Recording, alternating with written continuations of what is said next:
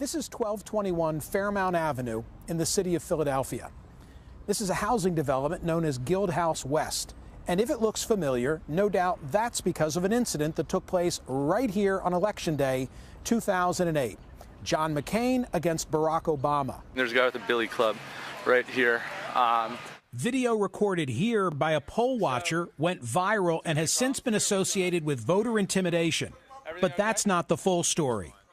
And he was not a police officer. He was not proper security.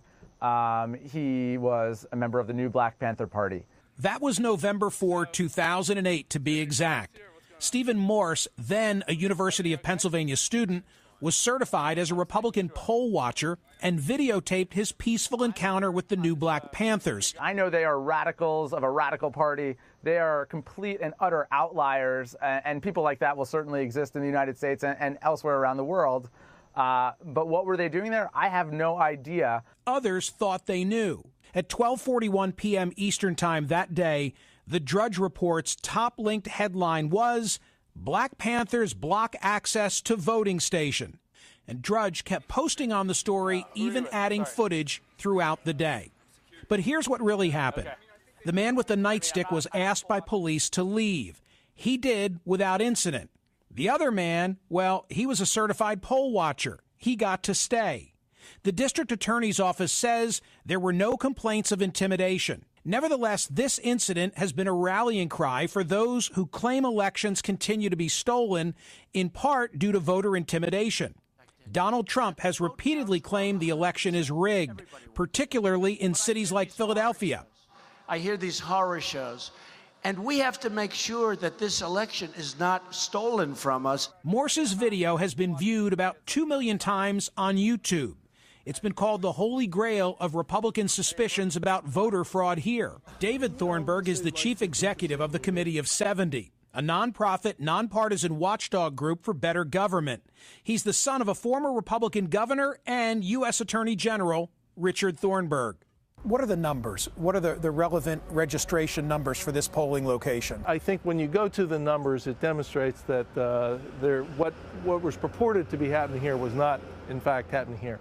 First of all, in this ward, of which this is one small piece, Democrats outnumber Republicans 20-1. In fact, the 14th Ward, 4th Division, did go 596-13 for Obama over Senator John McCain. It wasn't because Republicans were scared away. Most folks in the 4th Division are African Americans and registered Democrats who outnumbered registered Republicans 5,040 to 276. Case in point, Al Taubenberger is a Republican city councilman. He didn't get a lot of votes in this area either. How did you do in this area? Actually, in this very area, in this precinct, I got 3 votes. 3 votes out of 3 votes. Out of how many? Out of about 500 cast. Morse says that because of that incident on Fairmount Avenue, he's opted out of poll watching.